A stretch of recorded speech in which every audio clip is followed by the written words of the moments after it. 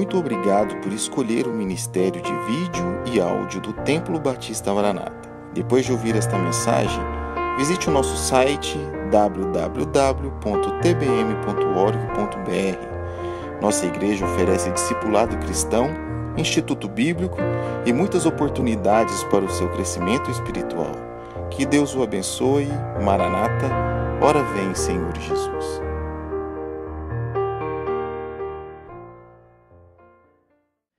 Abra sua Bíblia, 1 João, capítulo 3, verso 11.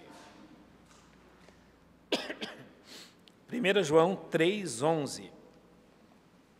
Se encontrando o texto, coloque-se de pé, por gentileza, e depois de ler ainda em pé, nós vamos orar.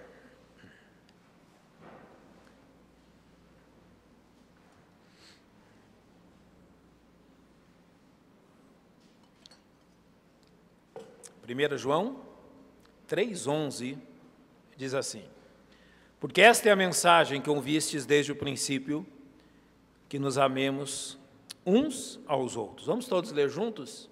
Juntos então. Porque esta é a mensagem que ouvistes desde o princípio, que nos amemos uns aos outros. Pai, nós estamos dando glórias ao Teu nome por esse mandamento. Ele só poderia vir do Senhor. Ninguém mais teria autoridade a nos dizer isso, a não ser o Deus que é amor. E, Pai, nós queremos refletir isso em nossa vida. E queremos entender os meios pelos quais o Senhor torna isso realidade em nós. Abençoa-nos, Pai, enquanto estudamos a Tua palavra, que oramos em nome de Cristo. Amém. Podem se assentar, irmãos. Cultivo do amor é um trabalho que deve ser feito com muita atenção. Todos aqueles que plantam plantinhas, verduras, árvores, sabem que há plantas que você simplesmente pode lançar a semente ali e a terra e a umidade cuidará por si mesmo de fazê-las crescerem. Agora, aquelas plantas mais raras, elas precisam de cultivo, elas precisam de cuidado, elas precisam de constante zelo, e assim é o amor.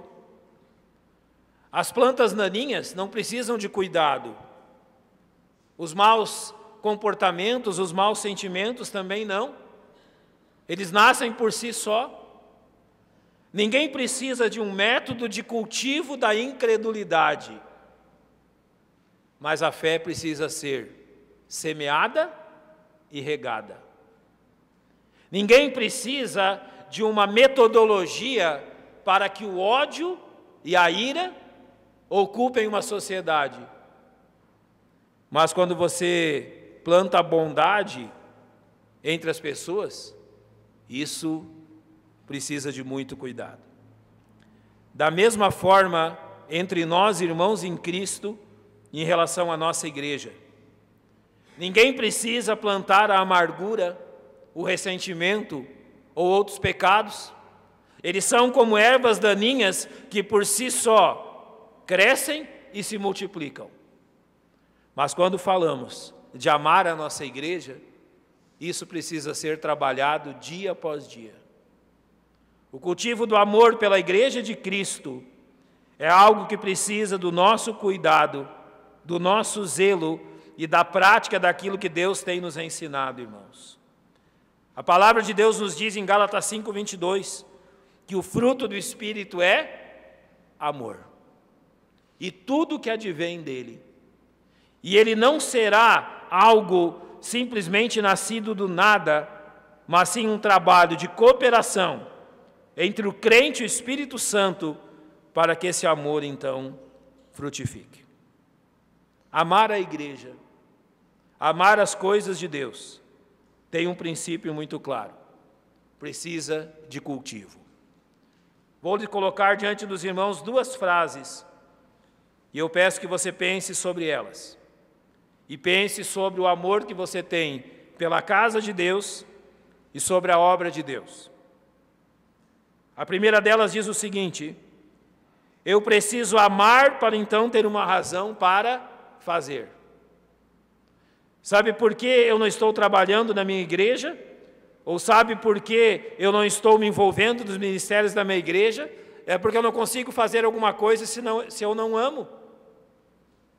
Olha, eu não estou sentindo o amor me dirigir a isso, eu não estou sentindo o amor me capacitar a isso, eu não estou sentindo que o amor tem me conduzido a servir a Deus na minha igreja, por isso eu fico então de braços cruzados. Que grande engano há nessa frase.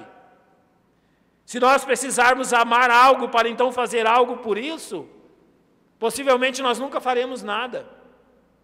Mas observe a segunda questão. Eu preciso fazer para então ser capacitado a amar. Então nós entendemos o que significa. Amar é fruto, amar é consequência e não a causa. O amor pela igreja e pelas coisas de Deus é consequência daquilo que eu estou fazendo e não a causa daquilo que eu estou fazendo. Se eu então esperar amar alguém para fazer algo por ela, como então eu cumprirei a ordem de amar os meus inimigos?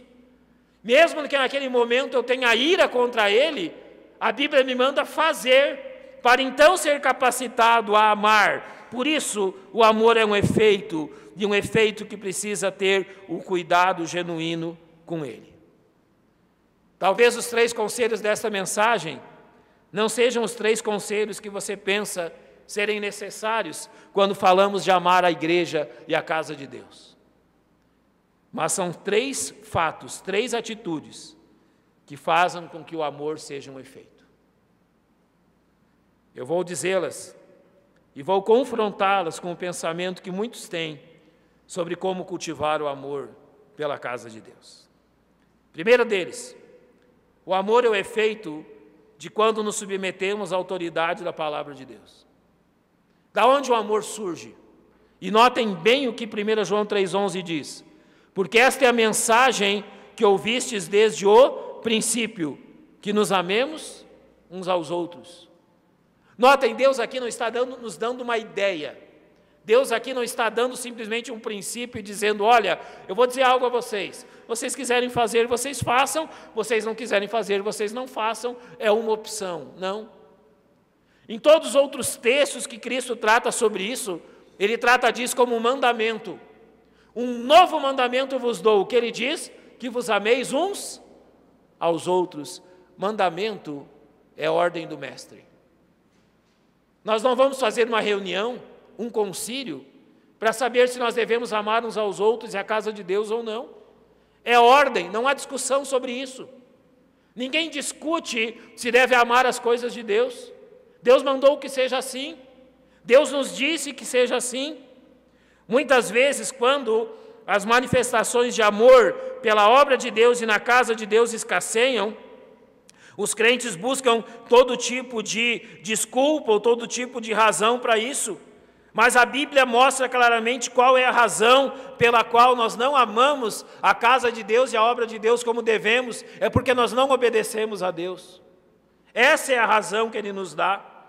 O texto que eu citei em João capítulo 13, verso 34, diz claramente, um novo mandamento vos dou, que vos ameis uns aos outros. E ele aqui coloca o nível disso, como eu vos amei a vós, que também vós vos ameis uns aos outros. Ou seja, um mandamento, é um mandado, é um comando, é uma ordem. Você pode pensar, olha, eu amaria mais a igreja se a igreja tivesse mais reuniões sociais. Eu amaria mais a igreja se ela tivesse mais oportunidades de comunhão. Eu amaria mais a igreja se a igreja me desse mais tempo para amá-la. Mas a realidade é que você amaria mais a igreja e a obra de Deus se você simplesmente obedecesse a Deus.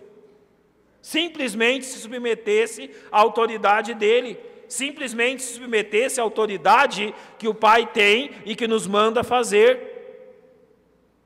Amar é uma ordem de nosso comandante, e a tropa dele, ao exército dele, cumprir a sua missão. É isso que ele nos manda. Talvez na sua mente, neste momento, haja uma indagação. Você pode dizer, pastor, o amor não nasce por decreto. Não basta decretar, ame e eu vou amar. Isso não vai acontecer. É verdade. Nada nasce por decreto. Mas notem, a submissão, a obediência às coisas de Deus estão debaixo de um princípio muito claro.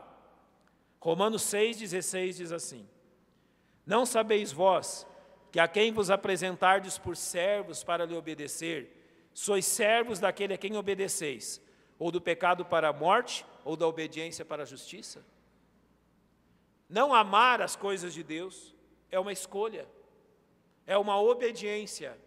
Sabe a quem? Ao seu próprio e pecaminoso coração. Quando você escolhe não amar a família de Deus, não amar a casa de Deus, não amar os filhos de Deus, isso é uma escolha. Você está obedecendo ao seu coração. Mas quando você escolhe obedecer a Deus, você se coloca diante das consequências que Ele estabelece.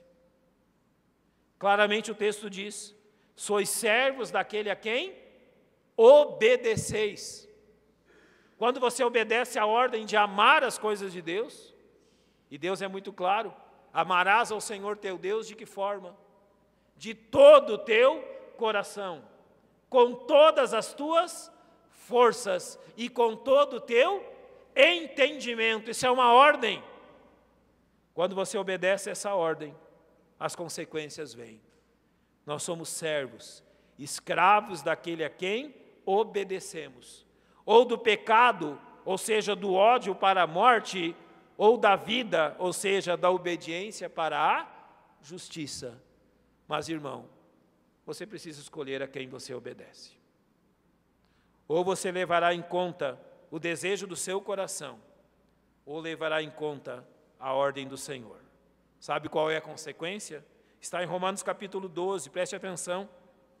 Não vos vingueis a vós mesmos, amados, mas dai lugar à ira, porque está escrito: minha é a vingança, eu recompensarei, diz o Senhor. Portanto, se teu inimigo tiver fome, dá-lhe de comer, se tiver sede, dá-lhe de beber, porque fazendo isso amontoarás brasas de fogo sobre a sua cabeça. Não te deixes vencer do mal, mas vence o mal com o bem. O maior inimigo do homem é o seu próprio egoísmo. Mas quando nós praticamos o que esse texto diz, a cadeia do egoísmo é quebrada e nós somos capacitados a amar. É isso que acontece. A cadeia do egoísmo, a vida de egoísmo é quebrada, o mal é vencido e o bem prevalece. A diversos de vocês eu já dei esse conselho, posso repeti-lo aqui. Sempre que você tiver problemas com alguém, este alguém é o seu alvo número 1 de oração. Sim. Alguém está tendo problemas com você? Você está tendo problemas com alguém? É a primeira pessoa que você ora no dia. Quer vencer a cadeia do egoísmo e do pecado? Todas as vezes que o teu coração se amargurar contra alguém, se ressentir ou tiver ódio de alguém, ore por essa pessoa. Peça que Deus lhe abençoe, peça que Deus lhe faça próspero. Da mesma forma quanto as coisas de Deus. Você sente o seu coração frio em relação a esta casa? Você sente o seu coração distante em relação à obra de Deus, à casa de Deus? Sabe o que você deve fazer em primeiro lugar? Orar pela sua igreja. Comece o seu dia orando pela sua igreja. Mantenha esta casa debaixo das suas orações durante aquele dia. E Satanás e o egoísmo perderão a força. Satanás e o egoísmo perderão para o amor. O nosso desejo natural não é esse, mas quando nós obedecemos a ordem de Cristo de amar, nós estamos subjugando o nosso próprio egoísmo e abrindo as portas para que Deus opere. E como Deus começa a operar, nos ensinando a amar, quando nós o submetemos à autoridade dEle. Ame a casa de Deus, porque Deus manda que você faça isso. E é o melhor caminho. Segunda questão, e ela é importantíssima, eu peço que você preste atenção nessa questão. Nós estamos sendo capacitados a amar as coisas de Deus, a igreja, a casa de Deus, quando nós estamos permitindo que a palavra de Deus purifique o nosso coração. Permita-lhe dizer algo. O amor pela sua igreja não desapareceu do seu coração. Ele apenas foi abafado por coisas que não deviam estar ali. Você não ama menos a sua igreja. Você simplesmente permitiu que outras coisas adentrassem em meio a isso e abafassem o amor que você deve ter pela casa de Deus. Ou seja, você está dando prioridade a outras coisas, a outros amores. O amor pela igreja continua presente em seu coração, mas ele tem sido abafado pelas ervas daninhas. O que fazer diante disso? 1 Pedro 1,22 diz claramente: purificando as vossas almas pelo Espírito, na obediência à verdade, para o amor fraternal não fingido, amai-vos ardentemente uns aos outros com o coração puro. Mas notem que este amai-vos ardentemente é consequência de purificar a alma, de purificar o coração. Notem que em Efésios 5,26, o Senhor diz a respeito da sua igreja, que Ele está santificando, purificando-a com a lavagem da água pela palavra, ou seja, a pureza é o terreno ideal para que o amor prospere na igreja. E quais são os conceitos bíblicos, as verdades bíblicas que nos mostram isso? A primeira delas, Gálatas 5,22, o fruto do Espírito é amor, ou seja, aquele que é o agente gerador do amor na igreja é quem? O Espírito Santo. Deixa-me ser amorosamente sincero com você. Amorosamente sincero. Sabe por que o amor pela igreja se apaga? Porque o lugar que pertence ao Espírito Santo está ocupado por outras coisas. Se Ele é o gerador do amor, quer dizer que eu não tenho dado ouvidos a Ele. E isto é grave. E em Efésios 4,30, nós somos assim exortados: não entristeçais o Espírito Santo de Deus. Quando que o Espírito Santo é entristecido? Quando o terreno não está limpo, quando o coração está guardando pecados que não deveria guardar. 1 Pedro 1,15 diz: mas como é santo aquele que vos chamou, sede vós também santos em toda a vossa maneira de viver. A igreja é um lugar de pecadores, sem dúvida, mas a igreja também é um lugar de santos. Notem, tudo o que os pecadores odeiam está aqui. Eles odeiam a palavra de Deus, e o que está nas suas mãos? Eles odeiam ouvir sobre Deus, e o que nós estamos falando? Eles odeiam qualquer coisa que seja santa e pura, aonde não possam manifestar seus pecados. Que lugar é este? Os pecadores não amam a igreja, não amam aquilo que você ama, porque não foram chamados a serem santos, como você foi. Então 1 João 1,9 nos mostra qual a solução. Se confessarmos os nossos pecados, Ele é fiel e justo para nos perdoar os pecados e nos purificar de toda injustiça. Você conhece bem 1 Coríntios capítulo 13? Qual é o tema de 1 Coríntios capítulo 13, irmãos? Fala sobre o amor. Mas algumas questões ali que são importantes. E ele vai confrontar o amor com pecados. Sim. Paulo agora vai nos dizer com o que o amor não se associa. Então preste atenção em algumas coisas que ele diz sobre o amor. O amor não é invejoso. Inveja é o pecado da ira. O amor não é invejoso. Onde há inveja e ira não há amor. Aonde um coração está tomado pela inveja, não espere amor. Não trata com leviandade ao pecado do orgulho. Um coração tomado pelo orgulho não pode ser tomado pelo amor. Não se ensoberbece. Qual é este pecado? Arrogância. Um coração tomado pela arrogância não é um coração tomado pelo amor. Não se porta com indecência, é o pecado de todo tipo de imundícia, pecados morais. Aonde há todo tipo de imundícia, não existe amor. Não busca seus próprios interesses, é o pecado do egoísmo. Se você não está amando a casa de Deus, pelo menos reconheça que você está amando a si mesmo. Se você já não ama as coisas de Deus como amava, pelo menos reconheça que você se ama muito mais do que amava antigamente. E apenas meça, faça a medida, se você era mais feliz quando amava as coisas de Deus, ou mais feliz quando ama a si mesmo. O que o mundo nos diz? Que para ser amado você precisa primeiro se amar. Não, a Bíblia diz o contrário. Para ser amado e feliz, você primeiro precisa amar a Deus e as coisas dele, não a si mesmo. Não é o egoísmo e os seus interesses. Ele também não se irrita, é o pecado da amargura. Aonde há amargura não há amor. Ele não suspeita mal, é o pecado da malícia, sempre procura o pior nas pessoas. Ele não folga com a injustiça, ou seja, não existe amor pelo pecado. Mas ele folga com a verdade, ou seja, com aquilo que é justo e é santo.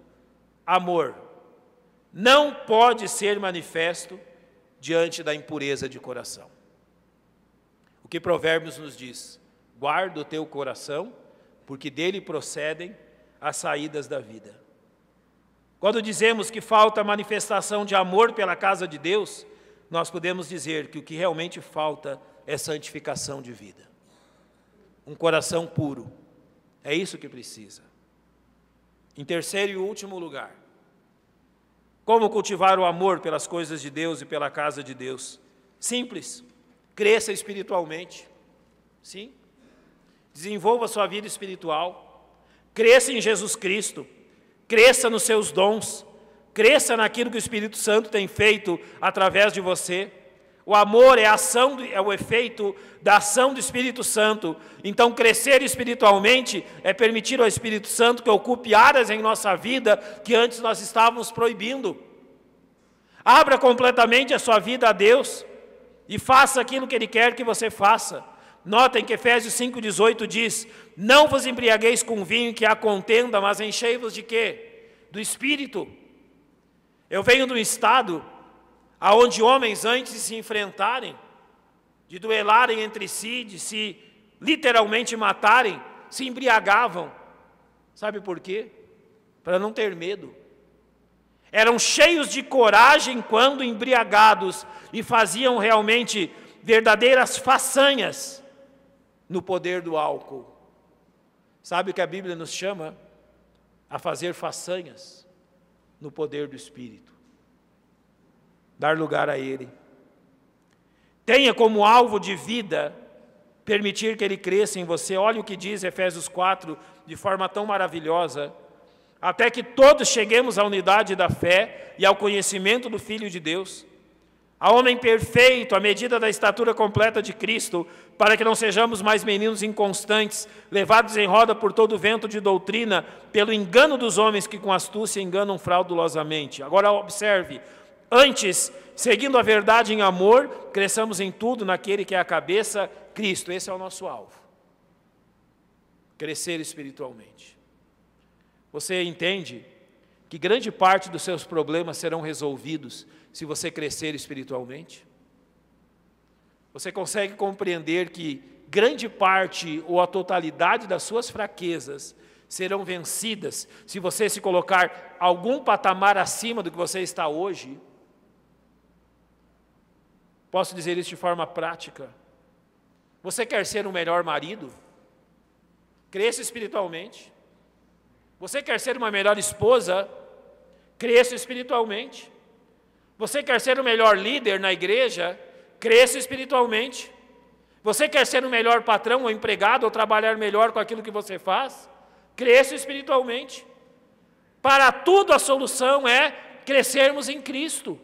vencermos os nossos pecados, vencermos as nossas falhas, pelo poder que o Espírito Santo concede.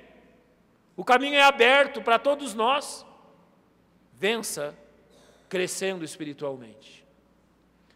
Eu tenho alguns livros que eu leio sobre aconselhamento, e um deles traz um exemplo tão interessante de pessoas que estavam internadas num hospital psiquiátrico, sem esperança. Estavam condenados a passar o resto da vida lá. Então um pastor foi fazer estágio naquele lugar. Ele entrevistava os pacientes, ele procurava descobrir qual era o problema deles, e sabe o que ele descobriu? Pasmem, em 95% das pessoas que estavam ali, que elas não tinham absolutamente nenhum problema grave que requeresse que elas estivessem ali. Sabe qual era o problema delas? Pecados que elas não sabiam como tratar. Sabe o que ele começou a usar? A Bíblia. Ele começou a ensinar a Bíblia àqueles pacientes e confrontá-los biblicamente sobre os seus pecados. Não é surpresa que em menos de um ano, a grande maioria daqueles pacientes haviam recebido alta. Sabe o que eles tinham que fazer? Eles chamavam as pessoas contra quem tinham pecado, reconheciam as suas falhas e a sua decisão de, a partir dali, crescer, agir de forma madura, e se livraram de toda uma vida de tormentos e privações. Crescer espiritualmente, fazer aquilo que Deus manda, sempre será a solução. E notem então como a falta de crescimento se manifesta quando nós não queremos que isso aconteça na nossa vida. Paulo diz em 1 Coríntios 3, e eu, irmãos, não vos pude falar como a espirituais, mas como a carnais, como a meninos em Cristo. Com leite vos criei, não com carne, porque ainda não podíeis, nem tampouco ainda agora podeis. Porque ainda sois carnais, pois havendo entre vós inveja, contendas e dissensões, não sois porventura carnais e não andais segundo os homens? Notem 3 pecados que ele diz aqui. A inveja, que é a forma disfarçada de ódio. A contenda, que é o resultado da inveja. E a dissensão, que é a divisão no corpo de Cristo. Inveja, contenda e divisão são características de falta de crescimento espiritual. Por que não amamos as coisas de Deus? Porque não crescemos espiritualmente. Agora, o crescimento espiritual e o crescimento em amor andam juntos. 1 Tessalonicenses 3,12 diz assim, e o Senhor vos aumente e faça crescer em amor uns para com os outros e para com todos, como também o fazemos para convosco, ou seja, crescer, multiplicar. E notem o que ele diz nos versos 9 e 10. Quanto, porém, ao amor fraternal, não necessitais que eu vos escreva, visto que vós mesmos estáis instruídos por Deus, que vos deveis amar uns aos outros. Exortamos, porém, que ainda nisto aumenteis cada vez mais. Você já se perguntou quanto você é capaz de amar esta igreja? Já se perguntou? Pastor, eu sou capaz de ir até tanto, até tal ponto. Sabe que Deus nos responde? Que não há limites. Crescer cada vez mais quer dizer transbordar, ser mais do que suficiente. Não há limites para você amar a casa de Deus.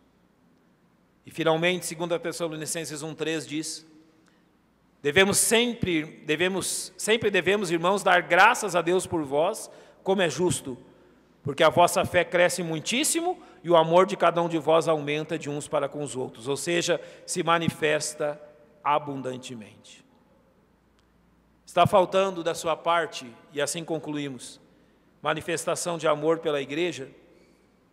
Então é preciso se submeter à palavra de Deus, santificar-se e crescer espiritualmente. Sabe qual é o resultado disso? Amor. Amor pelas coisas de Deus.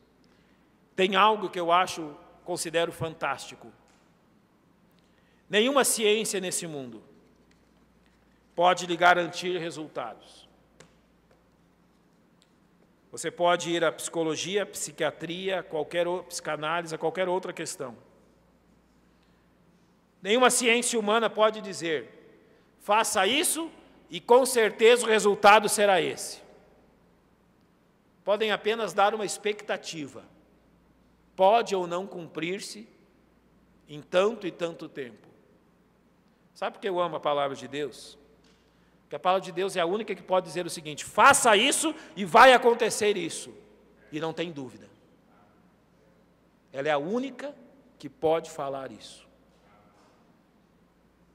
Se você se submeter à autoridade da palavra de Deus, se você santificar o seu coração, e se você tratar de crescer espiritualmente, é garantido que o seu amor pela casa de Deus se multiplicará. Não tem dúvida. Isso vai acontecer. Não há dúvida nenhuma disso. Tanto quanto temos a certeza que Cristo voltará, temos a certeza que se fizermos isso, vamos amar a casa de Deus. Que Deus nos abençoe e que pratiquemos aquilo que temos ouvido.